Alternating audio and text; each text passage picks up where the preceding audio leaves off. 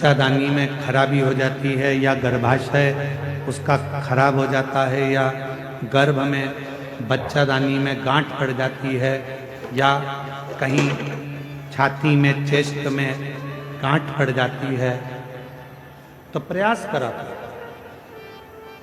कोई एकांत में शिवलिंग हो, अपने घर से 2 लोटा जल भर कर ले गए। जब घर से लोटा भरकर जल लेकर जाओ तो घड़े पर घड़ा रखो, अर्थात जैसे एक घड़ा है उस घड़े पर दूसरा, मतलब एक लोटे पर दूसरा लोटा भरकर लेकर जाना। 5 दुर्वा, 5 बेलपत्र,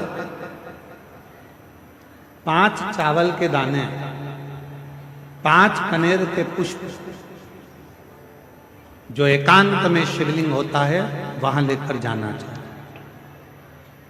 पहले बाबा को जो तुमने 2 कलश जल लिया है उस 2 कलश को 2 लोटे को एक के ऊपर एक रखकर अपना हाथ रखकर बाबा को अपने मन की कामना कर कर कि बाबा मेरे ये गर्भाशय में, मेरी बच्चादानी में या मेरे शरीर में गांठ पड़ गई है, बाबा इसको समाप्त कर दो। विनय कर कर, निवेदन कर कर कुंदकेश्वर महादेव का नाम लेकर एकांतेश्वर महादेव पर दोनों जल की धार एक साथ चढ़ा और बाद में जो दुर्वा लेकर गए हो 5 वो शिव जी को चढ़ समर्पित करें, बेलपत्र भगवान शंकर को समर्पित करें, कनेर के पुष्प शिव जी को समर्पित करें। मन की कामना कर कर कनेर के पुष्प को शिवलिंग के से उठाकर मां जगतजननी जो स्थान है, ये शिवलिंग शंकर जी का स्थान, ये जो गोल जलाधारी होती है ये मां पार्वती जी का स्थान है। जो कनेर का पुष्प शिव जी के ऊपर चढ़ाया है उसको उठाकर 5 पुष्प को जगतजननी जगदम्बा के चारों तरफ रख दीजिए।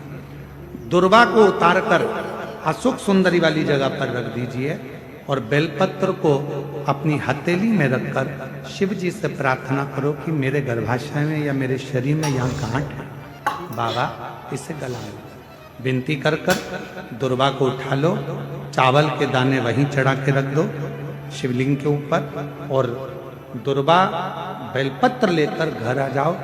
5 दिन तक सुबह एक दुर्वा, शाम के समय बेलपत्र प्रदोष काल में चबा चबा कर खाना प्रारंभ करो।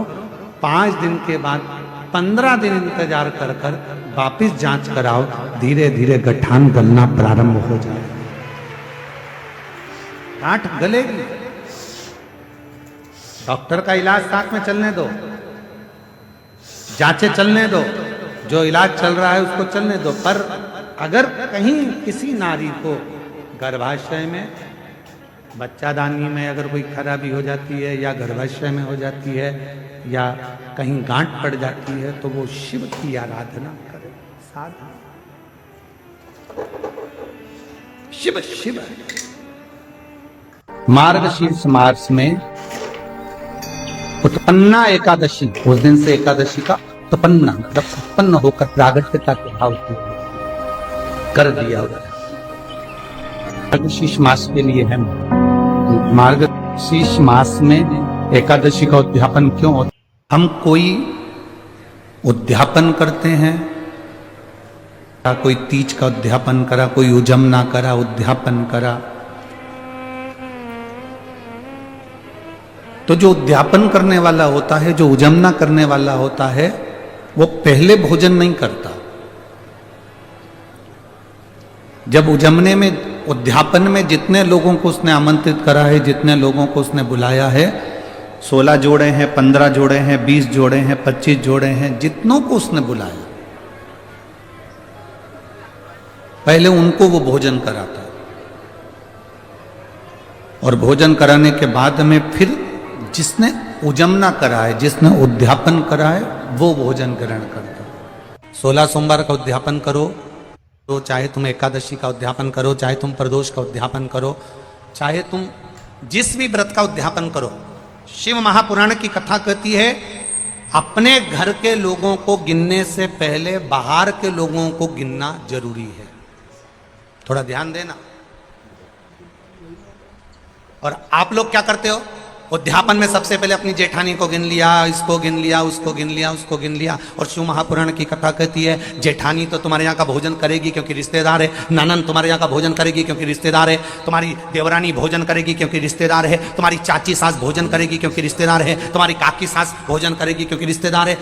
जब हम उद्यापन में दूसरे को गिनते हैं और उसको कोई सामान देते हैं, उसकी कोई सामग्री, कोई सुहाग की पिटारी, कोई सामग्री हमने उसको उद्यापन में दी, तो वो हमारा दान कहलाता है। हमने अपने परिवार वाले को भोजन कराकर अपन ने उद्यापन में गिन दिया और अपने परिवार वालों को दे दिया। इसको देना नहीं कहते, इसको दान नहीं कहते, इसका पुण्य आधा हो जाता है। इसके पुण्य की परिभाषा यहां नहीं कहा जाए। अब और सरल भाषा में समझ लीजिए। कई माताएं कहती है हमने तो अपनी बेटी को यह सामान दे दिया, मतलब हमने खूब दान कर दिया। अब एक बहुत अच्छे से समझ लेना, हमने हमारी बेटी को ये दे दिया तो हमने दान दे दिया। हमने हमारी बेटी को पापड़ बना के दे दिया, हमने तो बहुत दान कर दिया। हमने हमारी बेटी को साड़ी दिला दी, हमने दान कर दिया। हमने हमारी बेटी को सामान दिला दिया, हमने दान कर दिया। बेटी दान लेने की हकदार नहीं है, बेटी अपने मायके का हक लेने को दमदार है। सारे उद्यापन में केवल एक उद्यापन ऐसा होता है, सारे व्रतों में एक व्रत का उद्यापन ऐसा होता है, वो है एकादशी का। ये जरूरी नहीं कि चलो या फिर 26 पूरी हो तब कर, पर उद्यापन अब तुमको ऐसा लगे कि हाँ मैं अभी तो जीऊंगी हो, अभी तुम्हारा बाल भी धोला नहीं हुआ, तुमको ऐसा लगे तो अभी तो मैं तो बढ़िया, तो फिर इसी का उद्यापन पहली एकादशी पर भी हो सकता है, पहली पर भी कर सकता है। हाँ, चतुर्मास के अंतर्गत उद्यापन नहीं होता एकादशी का, बहुत ध्यान दीजिए तुम्हारा। ये जो सावन भादो कुंवर कार्तिक जो 4 महीना होते हैं भगवान के शयन करने के, इसके अंतर्गत एकादशी का उद्यापन नहीं होता और इसके अंतर्गत उद्यापन करना भी नहीं चाहिए। एकादशी का उद्यापन माघ महीने की शुक्ल पक्ष की एकादशी के दिन आप बहुत प्रेम से आनंद के साथ करिए महाराज। परंतु एकादशी के उद्यापन में सबसे ज्यादा अगर कुछ जरूरी होता है तो 24 तरह का नैवेद्य जरूरी है। कितने तरह का? 24 तरह का नैवेद्य। अब आप कहोगे गुरुजी उद्यापन हम कर रहे हैं एकादशी का, तो उसमें तो फलहार का हमें नैवेद्य बनाना चाहिए। तो फिर ये पुराण के अंतर्गत स्कंद पुराण में ये चीज लिखी है कि एकादशी का जब उद्यापन करते हैं तो 24 तरह का नैवेद्य बनाकर सिद्ध करते हैं। 24 तरह का नैवेद्य जान रख लेना, हलवा बना लो, खीर बना लो, पूड़ी बना लो, सब्जी बना लो, पकौड़ा बना लो, भजिया बना लो, ऐसे 24 तरह का नैवेद्य अलग अलग चाहिए। पर लोग क्या करते हैं, खोपरा पाक बनवा लेते हैं 1-2 किलो और 24 जगह रख देते हैं। स्वीकृत नहीं है। 24 तरह का नैवेद्य रखा जाता। महाराज एकादशी के दिन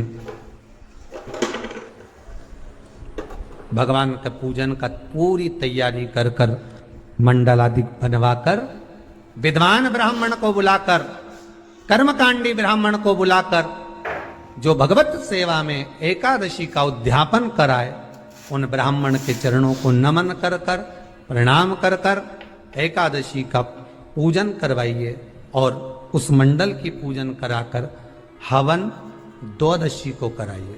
एकादशी को हवन नहीं। एकादशी के उद्यापन का जो हवन होता है वो द्वादशी को।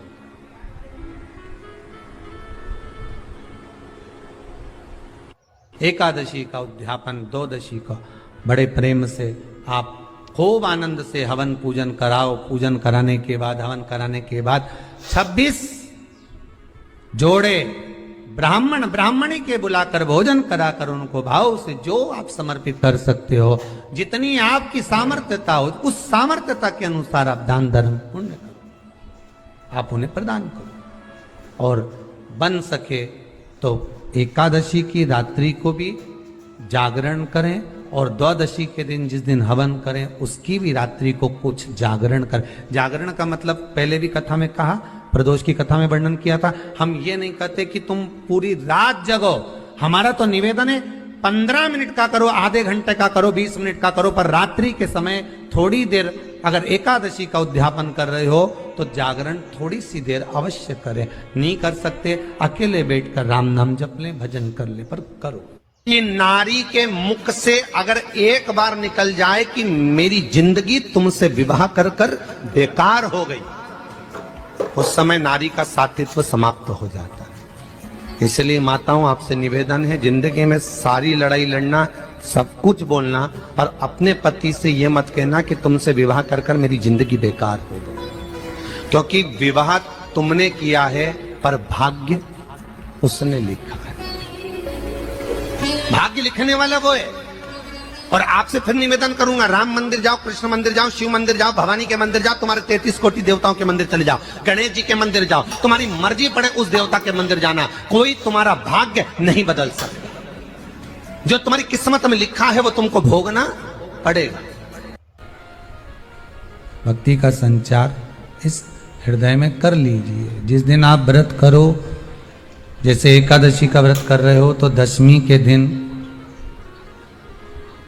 शाम का समय जब आवे, रात्रि जब होने लगे, शाम का समय आवे और रात्रि का आप जब भोजन ग्रहण करो, तो उस भोजन में कोई ऐसा पदार्थ ग्रहण मत करिए जिस पदार्थ के कारण आपकी एकादशी बिगड़ जाए।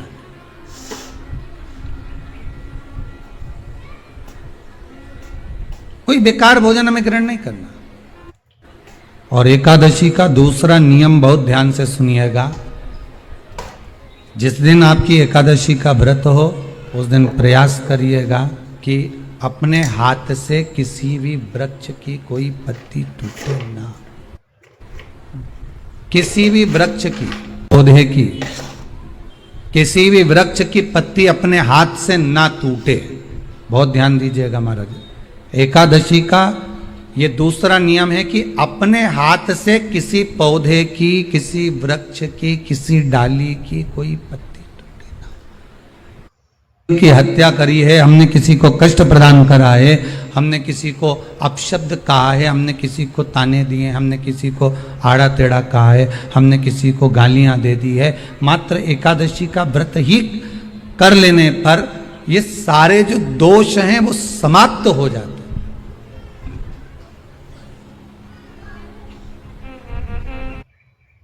कि कल मेरा एकादशी का व्रत है, आज दशमी है, कल एकादशी का व्रत है, तो कल मेरी जब एकादशी का व्रत रहेगा तो मेरा ना जाने कितना कितना पाप, कितना कितना असत्य, कितना कितना झूठ, कितना कितना प्रपंच वो समाप्त हो जाएगा। इसमें मुझे प्रसन्नता हो, इसमें मुझे आनंदता हो।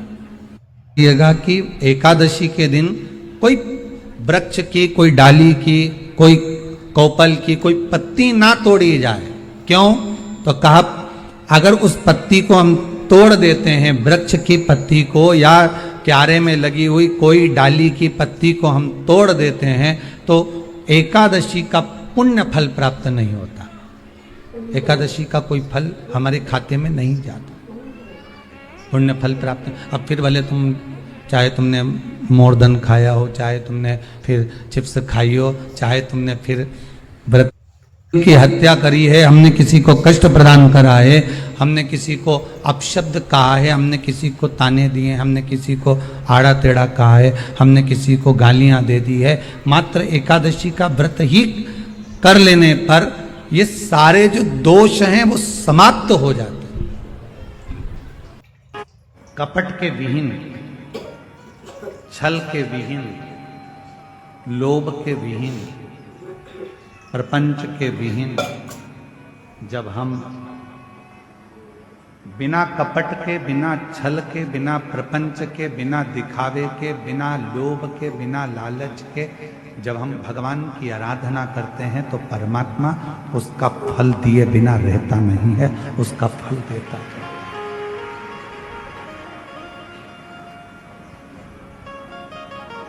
जैसे प्यार और उधार दो चीजें हैं। जम के बोलो, क्या क्या? जम के बोलो। पहले नंबर पर प्यार और दूसरे नंबर पर उधार। बोलो जम के, क्या क्या चीज? आवाज नहीं आई, जम के बोलो।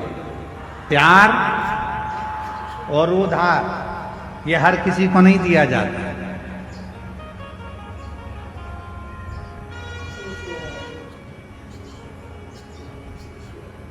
जाता और उधार भी हर किसी को नहीं दिया जाता।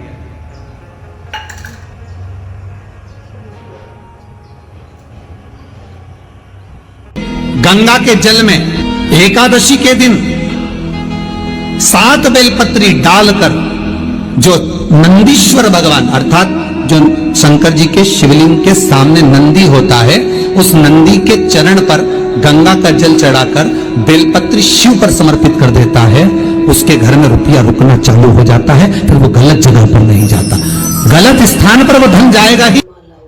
एकादशी तिथि आए, उन दीप को भगवान के सामने प्रज्वलित कर कर 5 दिए अपने दरवाजे के पास में बाहर की ओर रख देता है। उसके घर में कभी रोग बीमारी और लक्ष्मी की कोई कमती नहीं होती, उसका जीवन सार्थक। वैशाख में लोग कर ले, माघ महीने कर ले, कोई और अच्छा महीना ढूंढ कर उसमें कर ले, कार्तिक आदिक में। पर मार्गशीर्ष मास में कार्तिक का महीना पूर्ण होगा और कार्तिक की पूर्णिमा के बाद मार्गशीर्ष मास लग जाएगा बस। तो इस महीने में जो उद्यापन एकादशी का होता है, उसका प्रमाण, उसका आनंद, उसका सुख। पर मार्गशीर्ष मास में जो एकादशी है, स्कंद पुराण कहती है कि दोनों एकादशी का व्रत कर कर या पूजन कर कर हम सारे दुनिया में जितने संत महात्मा जोगी सन्यासी तपस्वी साधक उपासक हुए,